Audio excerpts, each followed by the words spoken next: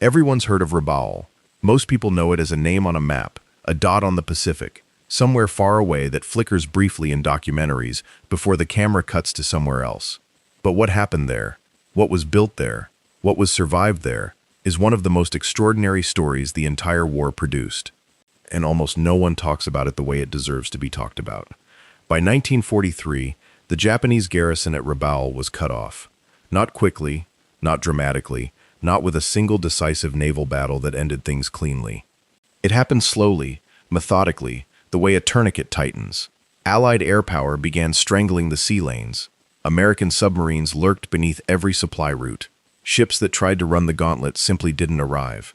And the men on the ground, over 100,000 of them at the garrison's peak, were left sitting on the northeastern tip of New Britain Island, with everything they needed to survive and nothing coming in from the outside to help them do it.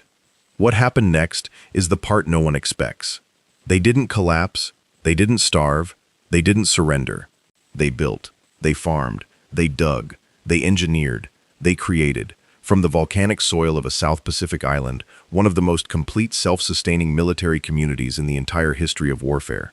And they did it while Allied bombers were overhead, while the harbor was choked with sunken ships, while the world outside had essentially written them off and moved on. If you want to understand how human beings function when the normal systems break down, when supply chains disappear, when reinforcements stop coming, when the outside world goes silent, then Rabaul in 1943, 1944, and 1945 is one of the most intense case studies in existence. And before we go any further, if this kind of deep dive into the forgotten corners of the Second World War is your kind of thing, hit subscribe right now, because this is what we do here, and we're just getting started. Let's go back to where this story actually begins. Not at the moment of the cutoff, but before it, when Rabaul was something else entirely. When it was the crown jewel of Japanese strategic planning in the Pacific. Rabaul sits at the northeastern end of New Britain, a long island that curves like a bent arm southeast of the main island of New Guinea. Its harbor, Simpson Harbor, is one of the finest natural anchorages in the entire Pacific. Surrounded by volcanic peaks, sheltered from ocean swells, deep enough for the largest warships, it was the kind of place that military planners dream about. When the Japanese landed there in January 1942, sweeping aside the small Australian garrison in a matter of hours, they immediately recognized what they had. This wasn't just a tactical prize, it was a strategic pivot point, the kind of place you build an empire around. And they did. Over the course of 1942, Rabaul was transformed at a breathtaking pace. The Japanese poured resources into it. They expanded the airfields, eventually operating 5 of them around the harbor. They brought in naval assets. They constructed massive tunnel complexes carved directly into the volcanic rock of the surrounding hills, tunnels that would eventually stretch for hundreds of kilometers in total combined length. They installed artillery batteries. They brought in headquarters staff. 8th Area Army made Rabaul its command center. The 11th Air Fleet operated out of its fields. Naval units of the Southeast Area Fleet anchored in Simpson Harbor. At its peak, Rabaul wasn't just a base, it was a city. It had its own electrical infrastructure, its own workshops, its own hospitals, its own administrative apparatus. Over 100,000 Japanese military personnel were stationed there at various points. The population of this military city rivaled the population of many Japanese provincial towns back home. It was dense, organized, and highly capable. But it was also built on a fundamental assumption. The assumption that the supply lines would keep flowing, that ships would keep arriving from Truk, from the home islands, from the forward bases across the Pacific, that the Japanese naval umbrella would remain overhead, that the strategic situation would remain in Japan's favor. That assumption began to crack in the second half of 1942, and it shattered completely through 1943. The damage was cumulative. The naval losses at Midway in June 1942 hadn't directly affected Rabaul, but they had removed the offensive punch that would have protected its sea lanes going forward. The grinding campaign at Guadalcanal from August 1942 into early 1943 drained resources and air power that Rabaul desperately needed. The loss of Guadalcanal in February 1943 was followed by the catastrophic interception and death of Admiral Yamamoto in April 1943, a blow to Japanese strategic leadership that still echoes. And then the Americans began their double-pronged advance. MacArthur pushing along New Guinea, Halsey pushing up through the Solomons, both of them heading toward Rabaul, from different directions with completely different methods. And then came the air campaign. What the Allies launched against Rabaul in late 1943 was one of the most sustained and punishing aerial bombardment campaigns in the Pacific War. General Kenny's 5th Air Force, combined with Marine and Navy aviation, hammered the base repeatedly. The attacks in October and November 1943 were devastating. Simpson Harbor, once filled with warships and supply vessels, became a death trap. Carrier strikes in November 1943 drove the Japanese cruiser force out. The airfields were battered. The stockpiles were hit. The ships stopped coming because the ships that tried coming didn't survive the attempt. By early 1944, the strategic decision had been made at the Allied command level. Rabaul would not be invaded. It would be isolated, left to wither. The island-hopping strategy, leapfrogging past strong points, bypassing rather than attacking, meant that over 100,000 Japanese troops at Rabaul would simply be left there, cut off, stranded, surrounded by sea lanes now controlled by American submarines and Allied air power. Their fortifications, their tunnels, their artillery, all of it rendered irrelevant by geography and strategic choice. And this is where the extraordinary part of the story begins. The men at Rabaul understood their situation. The officers understood it. The enlisted men understood it. The laborers understood it. There would be no resupply. The ships were gone. The sea lanes were closed. What came in by submarine was a trickle, completely insufficient for a force of this size. What came in by aircraft was negligible. The base that had been built to project power across the Pacific was now an island unto itself, and it had to survive on what it could produce. The first and most pressing problem was food. A garrison of over 100,000 people consumes enormous quantities of food. The stockpiles that existed when the cutoff began would not last indefinitely, and everyone knew it. Starvation wasn't a hypothetical, it was a timetable. Without intervention, without a fundamental change in how the garrison fed itself, men would begin dying from malnutrition at a predictable and calculable rate. The response was agricultural transformation on a scale that had no precedent in modern military history. The Japanese military at Rabaul didn't just grow some supplemental food, they converted the garrison into a functioning agricultural society. Under the direct orders of commanding officers, and with the full organizational weight of the Japanese military behind it, troops who had been trained as soldiers became farmers. The volcanic soil of New Britain, enriched by centuries of eruptions from the volcanoes that ringed the harbor, was actually remarkably fertile. It was the one natural advantage Rabaul had in abundance. Fields were cleared across the peninsula and surrounding areas. The labor was organized along military lines, with units assigned specific agricultural duties, specific plots, specific production quotas. Sweet potatoes became the backbone of the food system. They were planted across vast areas because they grew quickly, produced substantial caloric yield, tolerated the tropical climate, and required relatively simple cultivation. But the agricultural program didn't stop with sweet potatoes. Taro was planted, cassava was cultivated. Banana groves were established and maintained. Papaya was grown. Vegetables of multiple varieties were raised in organized plots.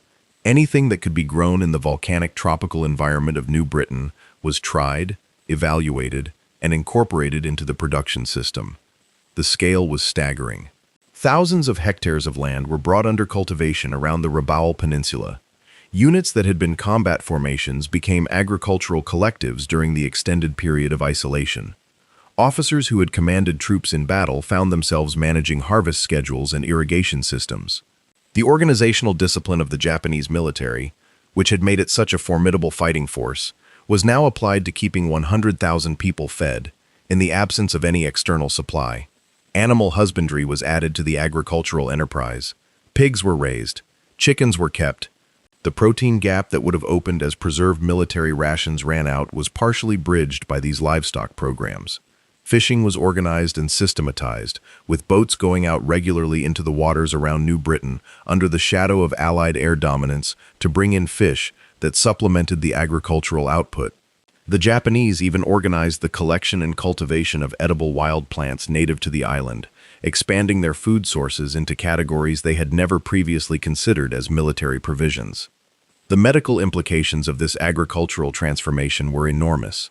Malnutrition and vitamin deficiency diseases had devastated Japanese forces across the Pacific in isolated positions. At Rabaul, the organized agricultural system provided a broader range of nutrients than the pure rice and canned food diet that had caused such catastrophic health collapse elsewhere. Men stationed at Rabaul, despite the isolation and the constant Allied bombing, maintained a level of physical health that was markedly better than Japanese garrisons in other bypass positions across the Pacific. This wasn't an accident. It was the direct result of systematic agricultural planning at the command level. But food was only one dimension of the self-sufficiency project. The garrison also faced the problem of medical supplies. Medications had been a flow-in commodity before the cutoff. Quinine for malaria, sulfa drugs for infections, the full range of pharmaceutical supplies that a force of this size required. Once the sea lanes closed, that flow stopped, and tropical medicine without pharmaceuticals is a desperate business. New Britain was malaria country. The mosquitoes didn't care about blockades.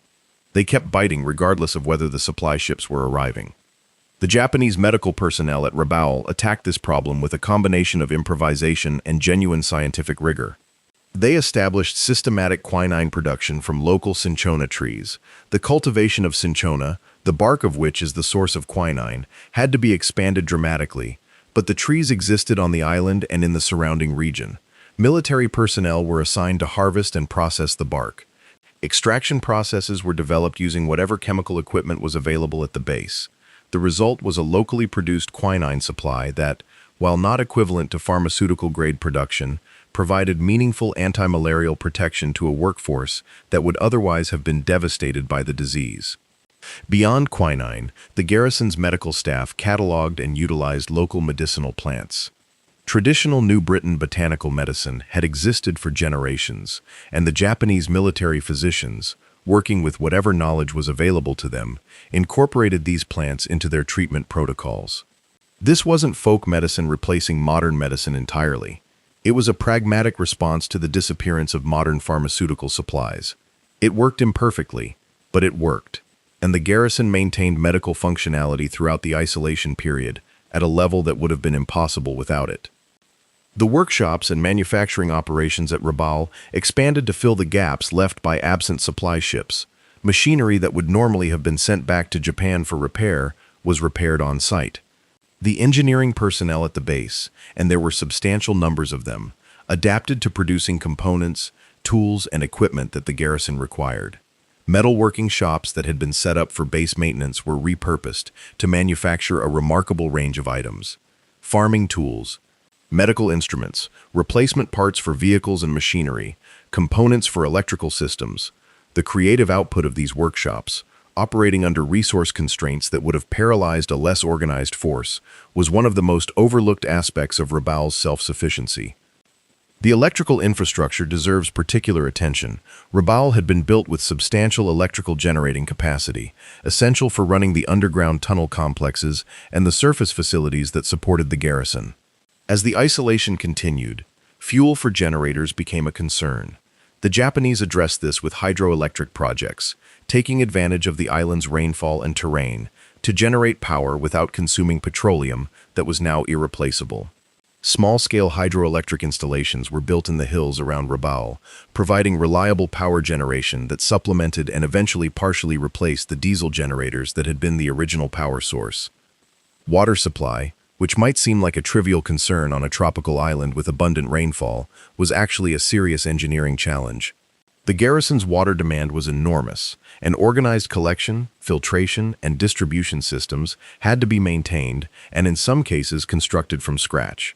The Japanese engineers who managed Rabaul's water supply during the isolation period did so with the same systematic approach that characterized the entire self-sufficiency effort. Distribution systems were extended, collection capacity was increased, and the garrison maintained adequate water access throughout. The tunnel system itself was perhaps the single most remarkable physical achievement of the entire Rabaul construction period, and it continued to expand even during the isolation. The network of tunnels carved into the volcanic rock around Simpson Harbor had been begun before the full Allied offensive developed, but it was extended dramatically as the strategic situation deteriorated. By the end of the war, the tunnel system at Rabaul was one of the most extensive ever created.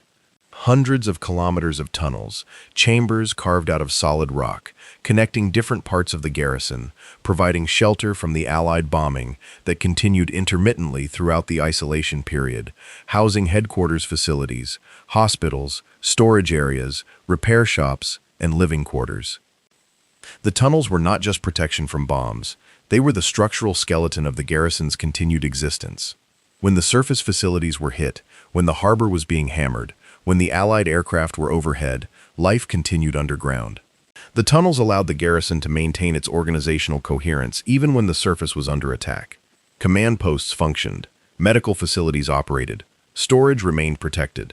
The entire infrastructure of the self-sustaining community had a hardened underground layer that made it resilient in a way that no surface installation could have been. The engineering challenge of carving these tunnels was substantial. The volcanic rock of New Britain is hard.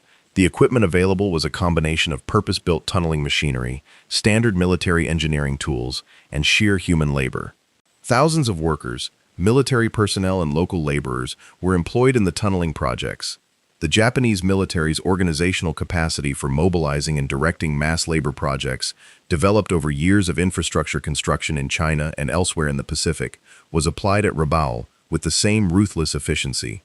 The tunnels grew, connections multiplied. The underground city expanded even as the surface world contracted.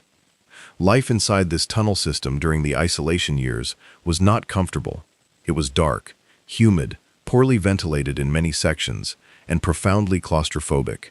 But it was survivable, and at Rabaul in 1943, 1944, and 1945, survivable was the operative standard. The men in the tunnels knew that their counterparts in other bypassed positions across the Pacific were dying from malnutrition, disease, and Allied assault. They were still functioning, still organized, still producing food and maintaining their systems. The discomfort of tunnel life was a price they were paying to stay alive and operational. The command structure at Rabaul during this period deserves examination because the self-sufficiency effort didn't emerge spontaneously. It was the product of deliberate command decisions made by officers who understood their situation with clarity and responded with practicality rather than denial. General Hitoshi Imamura, commanding the 8th Area Army, was the senior land force commander at Rabaul for much of the relevant period. His approach to the isolation was notable for its pragmatism and its refusal to allow the garrison to collapse into passivity or despair. Imamura understood, as did the other senior commanders, that relief was not coming in any meaningful time frame. The strategic situation was too far gone. The resources required to break through the Allied stranglehold on Rabaul's supply lines simply didn't exist anywhere in the Japanese military by 1944. But Imamura also understood that the garrison had assets. It had over 100,000 trained and organized military personnel.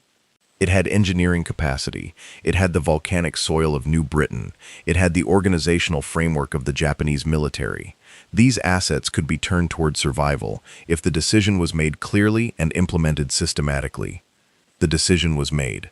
Orders went down through the command chain with the characteristic Japanese military emphasis on structured implementation and clearly defined responsibilities. Units were assigned specific roles in the self-sufficiency enterprise. Agricultural quotas were established and tracked. Production was monitored. Shortfalls were identified and addressed. The same command infrastructure that had been built to project military power was now being used to manage an agricultural and manufacturing community, and it proved remarkably adaptable to the task. There were tensions in this process. Not all officers embraced the transformation willingly. The culture of the Japanese military in this era had complex relationships with concepts like retreat, withdrawal, and what might be seen as the abandonment of offensive purpose. Farming was not what many of these men had signed up for. But the alternative was starvation, and Imamura's commands were clear. The garrison would sustain itself. Every unit would contribute to the production effort. There was no room for philosophical resistance to the practical demands of survival. The psychological dimensions of the isolation are worth dwelling on, because they don't get discussed nearly enough. These men were cut off from Japan, cut off from their families, cut off from news of the outside world except for what came through military radio channels, and even that was often fragmentary and filtered. They didn't know in detail how the war was going at other fronts.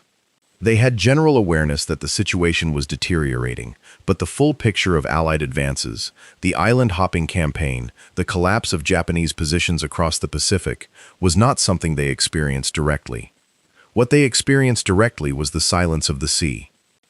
The empty harbor that had once been full of ships, the sky overhead in which Allied aircraft operated with increasing freedom while Japanese air assets dwindled, the absence of the ordinary connections to the wider world that every military unit depends on and often takes for granted until they're gone.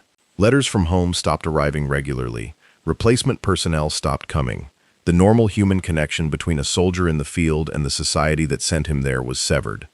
The response to this psychological pressure took different forms in different individuals and different units.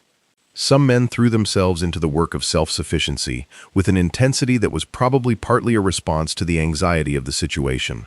Staying busy, producing visible results, building something tangible, these activities provided psychological grounding in a situation where the larger strategic context was profoundly disorienting. The agricultural work, the construction work, the daily routines of maintaining the garrison's systems became not just practical necessities, but psychological anchors. Others struggled more visibly. Depression was present. Morale fluctuated. The Japanese military command at Rabaul was aware of the psychological dimension and made efforts to maintain unit cohesion and individual morale through organized activities, cultural events, and the maintenance of military routines that provided structure even when the operational purpose of those routines had been stripped away. Sumo tournaments were organized, cultural performances were staged. The garrison maintained its newspapers and communication systems, not just for military purposes, but for the psychological function of keeping men connected to each other and to a shared sense of identity. Religion played a role. The Shinto traditions that were woven through Japanese military culture provided rituals and observances that continued through the isolation period, giving structure to time and meaning to collective identity in circumstances that could have dissolved both. The garrison's shrines were maintained, the appropriate observances continued, not as performances of commitment to distant authorities, but as genuine expressions of a shared cultural and spiritual framework that helped hold the community together. There was also a darker psychological phenomenon at work. The garrison existed in a kind of suspended reality. They were in the war, but no longer really of it. The battles that would decide the outcome of the Pacific War were being fought far away from them. Leyte Gulf, Iwo Jima, Okinawa, these were names and events that reached Rabaul as radio signals and official communiques, not as lived experience. The men at Rabaul were both participants in the war and bystanders to it simultaneously. This was a psychological condition that had no clear precedent and no established framework for managing it. The response, largely unconscious, but visible in retrospect, was to create an internal world that was self-contained and self-referential. The garrison became its own society, complete with its own concerns, its own social hierarchies beyond the formal military ranks, its own informal economies, its own humor, its own mythology. Men who might have been strangers under normal military deployment circumstances became, over years of shared isolation, something more like community members. The isolation that the Allied strategy had intended as a tool of destruction had an unintended side effect. It created a remarkably cohesive human community. Now let's talk about the civilian population, because this aspect of the Rabaul isolation story is often completely omitted, and it's essential. The local population of the Rabaul area, primarily Tolai people and other indigenous New Britons, was not absent from this story. The relationship between the Japanese garrison and the local population was complex, often brutal, and forms a critical part of the historical record that cannot be softened. The Japanese military had, from the beginning of the occupation, used local labor extensively, and often coercively. Locals were pressed into work on construction projects, including the tunnel network. They were conscripted as laborers for agricultural work. The conditions under which this labor was extracted were frequently harsh, and the treatment of local people by elements of the Japanese garrison included violence, exploitation, and systematic abuses that left deep wounds in the communities of New Britain. This is not a detail to be mentioned briefly and moved past. It is a fundamental part of what the Japanese self-sufficiency project at Rabaul actually consisted of. The agricultural transformation of the peninsula was built in part on the compelled labor of indigenous people who had their own relationships with the land, their own agricultural knowledge, and their own survival calculations to make under occupation. Some local people fled into the interior of New Britain, beyond the reach of the garrison, and maintained contact with Allied forces who were increasingly active in the region. Others remained in the occupied zone, negotiating survival as best they could under the conditions of military occupation. The knowledge that local people possessed about the island's agricultural possibilities, its edible plants, its water sources, its terrain, was sometimes incorporated into the Japanese self-sufficiency effort, usually without meaningful acknowledgement of its source. The interaction between the garrison and the local population also included trade in some limited forms, exchanges of goods and services that were never equal, but reflected the practical realities of a situation in which both the occupiers and the occupied were trying to survive in an increasingly constrained environment. The Allied campaign that had isolated the garrison had also disrupted the normal patterns of life for the people of New Britain, and their experiences during the isolation period deserve their own detailed examination, which falls somewhat beyond the scope of this particular story, but cannot be entirely ignored in honest historical accounting. Let's return to the military and engineering dimensions, because there are aspects of the self-sufficiency project that haven't yet been fully examined. The communications infrastructure at Rabaul was maintained, and in some respects expanded, during the isolation period. Radio communication with the home islands and with Japanese forces elsewhere in the Pacific required functioning equipment, trained operators, and a power supply. The garrison's radio operations were sustained throughout the isolation, providing the command structure with awareness of the broader strategic situation and allowing coordination, however limited its practical utility, with Japanese commands elsewhere. The maintenance of communications equipment under tropical conditions, with limited spare parts and no ability to send damaged equipment out for repair, required improvisation and engineering skill. The garrison's signals personnel became expert in maintaining and repairing equipment with whatever materials were available. Locally manufactured components replaced damaged ones where possible. The creativity required to keep functioning communication systems operating in these conditions was considerable, and the Japanese signals personnel at Rabaul demonstrated it consistently. The artillery and fortification systems that had been built into the landscape around Rabaul also required ongoing maintenance. The large coastal defense guns, the anti-aircraft batteries, the field artillery positions dug into the volcanic hillsides, all of these required ammunition, spare parts, and trained crews to remain functional. Ammunition was a resource that could not be locally manufactured in any meaningful sense, and the garrison was conscious of the need to conserve what existed. Training activities were modified to minimize ammunition expenditure. Drills were conducted that simulated fire without actually shooting, preserving rounds for situations where actual fire might be necessary. The anti-aircraft defenses around Rabaul presented a particular challenge. The Allied bombing campaign that continued intermittently throughout the isolation period was the primary military threat that the garrison faced directly. Anti-aircraft guns required not just ammunition, but replacement barrels, targeting components, and operational maintenance that degraded over time under tropical conditions. The garrison's ordnance personnel worked to extend the service life of these systems beyond their designed limits, because there was no alternative. A gun that was no longer operational against Allied aircraft was a loss that could not be replaced. The naval assets at Rabaul, which had once included major surface combatants and substantial submarine forces, had been driven away or sunk by the time the isolation was complete. What remained in Simpson Harbor were smaller vessels, auxiliary craft, barges, and boats that could operate in local waters. These remaining naval assets were vital to the garrison's self-sufficiency in ways that deserve specific attention. The barges and small craft that the Japanese maintained at Rabaul provided coastal transport capability that supplemented the land transport system on the peninsula. Food produced in agricultural areas could be moved by water. Fishing operations could be extended further from shore. Small-scale coastal operations could be conducted to gather resources from other parts of New Britain beyond the immediate vicinity of the garrison. Allied air power made daytime operations in these small craft extremely dangerous, but night operations provided a window of relative safety that the garrison exploited systematically. Night fishing, night coastal transport, night resupply movements along the coast of New Britain, these operations were conducted with small boats that could avoid Allied air attack by operating in darkness and sheltering during the day in coves and under jungle cover.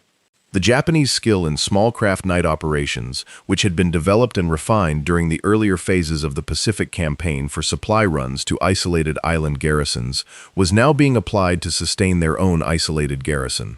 It was a kind of historical irony. The same techniques used to run the Tokyo Express down the slot in the Solomons adapted to keeping Rabaul alive. The relationship between the Rabaul garrison and other Japanese forces still operating in the broader New Guinea and Bismarck Sea region was complicated by the Allied dominance of air and sea. Other isolated Japanese positions in the area were in similar or worse straits. The possibility of coordinating resources or providing mutual support between these positions was limited by the same barriers that made resupply from Japan impossible. And yet some limited coordination did occur.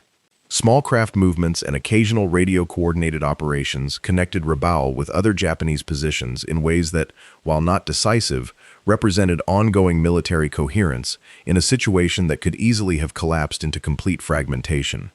The treatment of prisoners of war at Rabaul is another dimension of this story that demands honest examination. Allied prisoners were held at Rabaul throughout the war, including survivors of the initial Australian garrison, personnel captured in other Pacific operations, and others.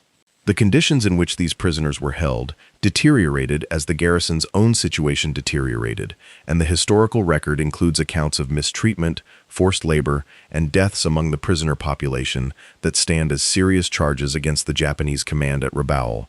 These are not peripheral matters. They are part of what the Rabaul garrison was during the isolation period, and they cannot be omitted from any honest account. Some of the labor that sustained the garrison's self-sufficiency enterprise was performed by Allied prisoners under conditions that violated the laws of war.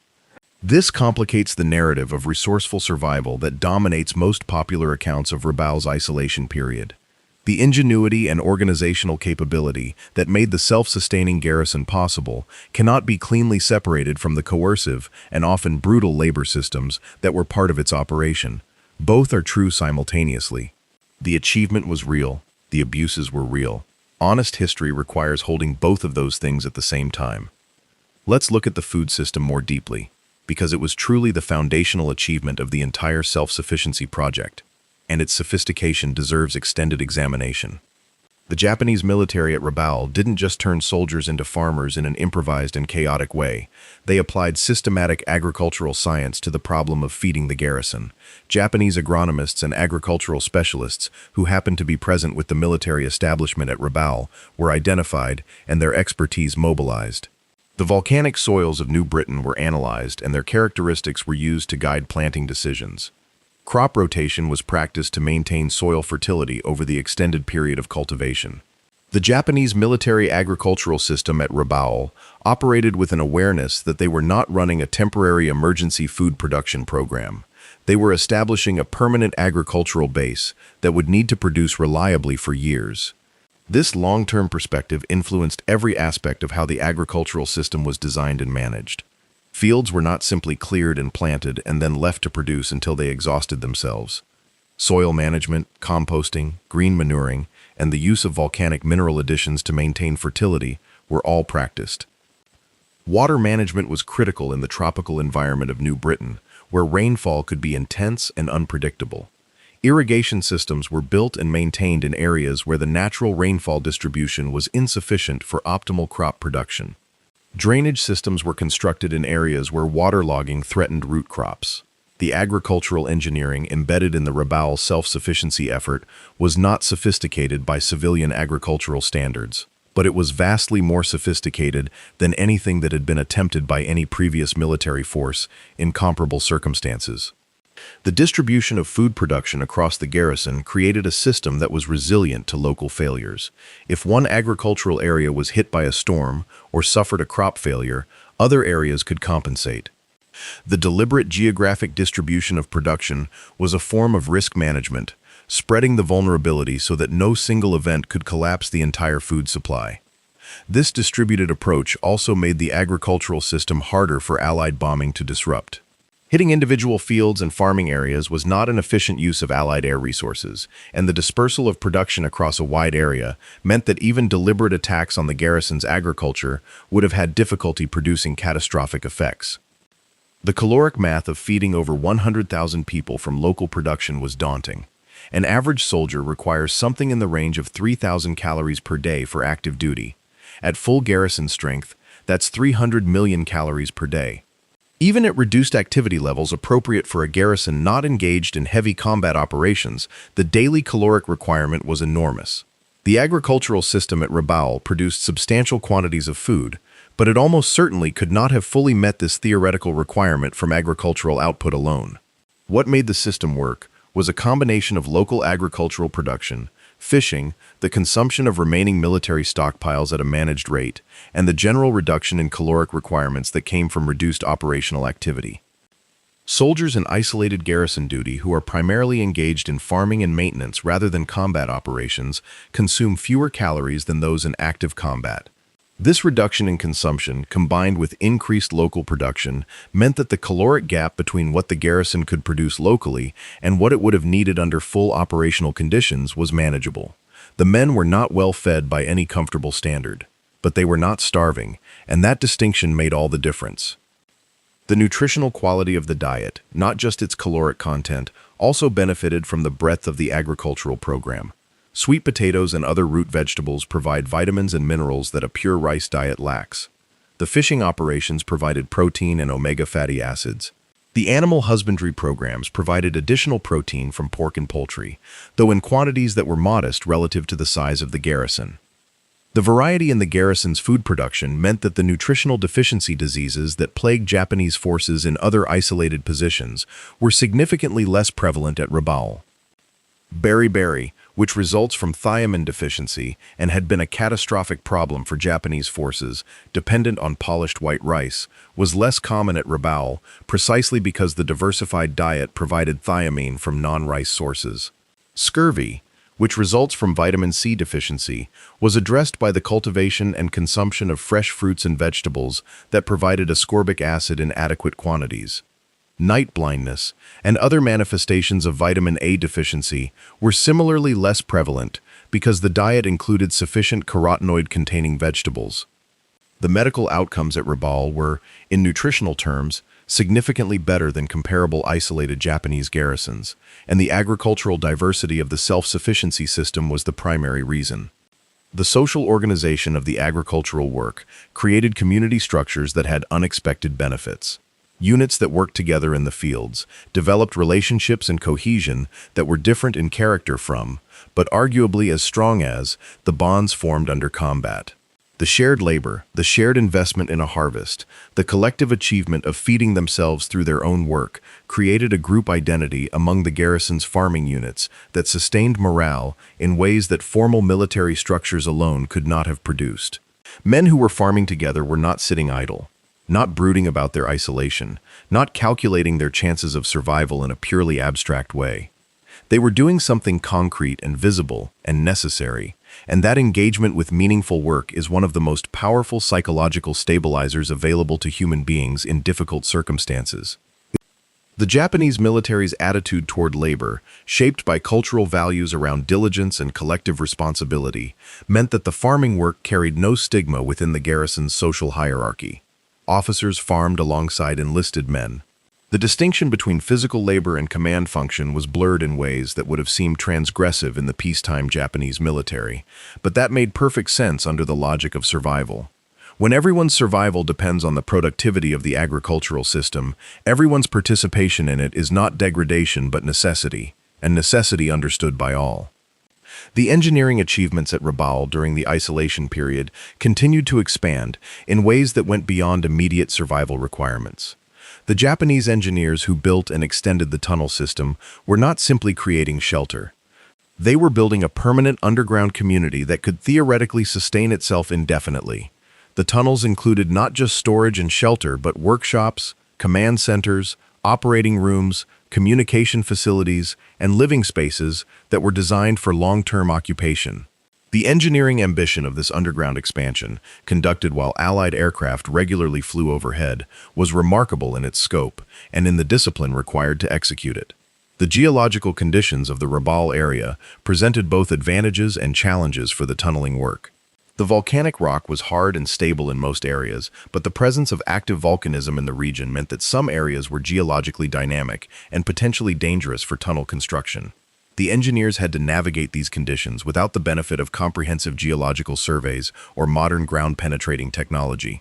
They relied on empirical observation, the judgment of experienced engineers, and trial and error in some cases. The result was a tunnel system that was, with some exceptions, structurally sound and operationally effective. The ventilation of the tunnels was a persistent engineering challenge. Deep tunnels in a tropical climate accumulate heat and become depleted of oxygen without active ventilation. The garrison's engineers designed and built ventilation systems that used the natural convection created by temperature differentials between deep tunnel sections and surface openings.